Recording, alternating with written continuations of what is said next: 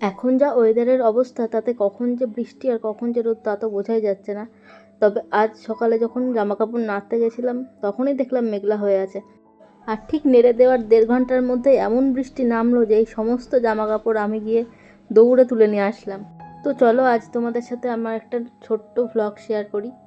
তো এখন বাজে 11টা 16 আর এখন আমার স্নান খাওয়া দাওয়া মানে সকালের খাওয়া পুজো সমস্ত কমপ্লিট।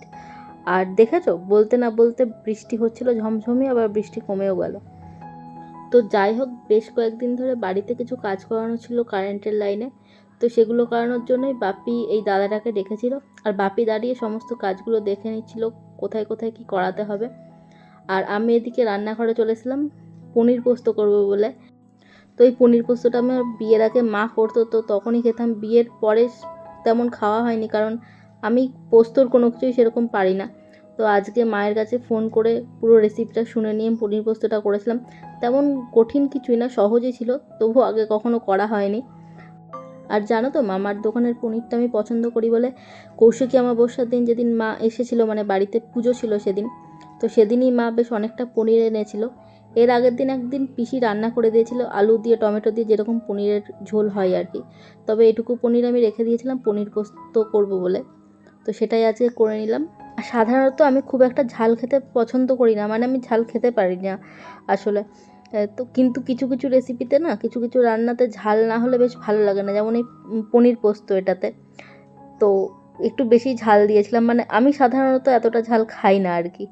তো আমাদের তিনজনের জন্যই করেছিলাম। আর মা বলেছিল পোস্ত আর লঙ্কাটাকে একসাথে পেস্ট করে নিতে। জানো তো, পোস্তটা না ভালো পেস্ট হয়নি, কারণ মা বললো যে কম পরিমাণে পোস্ত ছিল বলে হয়তো পেস্টটা ভালো হয়নি, হতে পারে সেজন্যে। কিন্তু যেহেতু পোস্তর রেসিপি আমি প্রথম করছি, তো সেজন্যে না মানে আমার কাছে একটু মানে বুঝতে আমার প্রবলেম হচ্ছিল, কারণ মা বলেছিল পোস্তটাকে একটু ভাজা ভাজা করতে হবে। এবার আমি পোস্তটাকে ঠিক দেখে বুঝতে পারছিলাম না যেটা ভাজা হয়েছে কি হয়নি, কারণ কালারটা ঠিক চেঞ্জ হচ্ছিল না, মানে অনেকক্ষণই ভেজেছিলাম তারপরেও। আর আমার তো কোনো কাজ করতে যাওয়া মানে হাতে কাটবেই, আমার যে হাতে কত কাটার দাগ আছে তার ঠিক নেই। আর এটা সকালে আঙুলটা কেটেছে হচ্ছে ঠাকুরের গ্লাস মাজতে গিয়ে আর কি, তো প্যাচ করে কেটে গেল। তো সেখানে এভাবে ব্যান্ডেড লাগিয়ে দিয়েছিল, কারণ লঙ্কা যেহেতু দিয়েছে, রান্না করতে গেলে তো কাটা জায়গায় হাত জ্বলবেই। তো সেই জন্যেই যে সময়টুকু রান্না করেছে সেটুকু সময় লাগিয়ে রেখেছিলাম ব্যান্ডেডটা, কারণ আমার আবার ওসব লাগিয়ে রাখতে অসহ্য লাগে, সেজন্য তারপরে খুলে ফেলেছিলাম।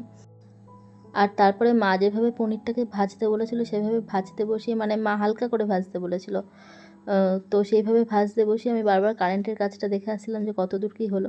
আর এই যে ফ্যানটা দেখছো, এই ফ্যানটা অনলাইনে নেওয়া, ঠিক আছে। এর আগে একবার সেম ফ্যান নিল, তার ব্লেডটা ভাঙা এসেছিলো। তারপরে আবার এই ফ্যানটা নিয়েছে, এই ফ্যানটার ভেতরে কিছু একটা অংশ ভাঙা আছে, তো সেটাও রিটার্ন করে দিল। ও আর অনলাইনে অর্ডার করবে না বললো। তো তারপরে আমি আবার রান্নাঘরে এসে বাকি রান্নাটুকু করে নিচ্ছিলাম। তো তারপরে তো তেলের মধ্যে পুরো পেস্টটা দিয়ে দিলাম। আর বললাম না যে আমার বুঝতে একটু প্রবলেম হচ্ছিলো যে ভাজা হয়েছে কি না। তো যখন আমার মনে হলো না এবার হয়তো হয়ে গিয়েছে, এবার পনিরটা দিয়ে দেওয়া দরকার, তো তখন পনির আর গরম জলটা দিয়ে ফুটতে দিলাম। আর তারপরে মায়ের যেরকম দেখেছি গা মাখা হলে তুলে নেয়, তো তখন তুলে নিয়েছিলাম। তো যাই, আর আজকে মেনলি ইলেকট্রিকের কাজটা বাপির ঘরেই ছিল। বাপির ঘরে জানো তো 2টো টিউবলাইট ছিল, তার মধ্যে না একটা কেটে গেছিলো, ওই 2-3 দিন আগেই কেটে গেছিলো। এবার একটা টিউবলাইট আমার প্রচণ্ড অন্ধকার লাগে, আমার নিজের রুমেই আছে 3টে টিউবলাইট। এবার যে কোনো 2টো আমি জ্বালিয়ে রাখি, নাহলে না আমার অন্ধকারে খুব অস্বস্তি হয়। এবার বাপির ঘরে যেহেতু একটাই টিউবলাইট জ্বলছিল এই 2-3 দিন, তো বাপিকে বলে বলে বলে বলে মাথা খারাপ করে দিয়েছিলাম যে ইলেকট্রিকের কাউকে ডাকো, ডেকে আর টিউবলাইট লাগিয়ে নাও। তো বাপি কী করেছে, একবারে 3টে টিউবলাইট লাগিয়ে নিয়েছে।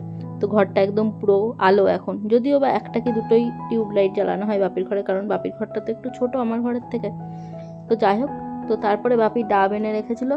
আর ডাবটা না, বাপি ডাব আনলে কচি ডাবই আনে, তবে হয়তো বাপি বুঝতে পারেনি এই ডাবটাতে না জলটা বেশ অনেকটা কম ছিল, তার মানে ডাবের ভেতরে একটু শ্বাস ছিল হয়তো। ডাবের কালারটা দেখে আমার যেমন হলো। আর কোনো ডাবে যদি এরকম শ্বাস থাকে তো বাপি আমাকে কেটে দেয়, আমি ওই পাকা মোটা মারি না, কারণ দা দিয়ে কাটতে গিয়ে আবার কেটে টেটে যেতে পারে। তো এটাও বাপির জন্য রেখে দিয়েছিলাম, বাপি কেটে দেবে। সে যাই হোক, বাপি কাটতে ভুলে গেছিলো তো ফেলে দিতে হয়েছিল ডাবটা। তো চলো দেখে নিই আজকে কী কী রান্না করেছিল পিসি।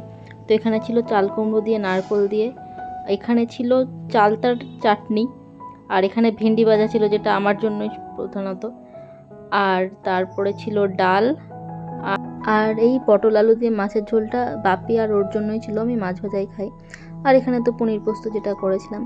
আর এই যে আমার দুপুরের খাবার থালা সাজিয়ে নিয়ে বসেও পড়েছিলাম, বাপিকে খেতে দিয়ে দিয়েছিলাম, তারপরে আমি খেয়েছিলাম।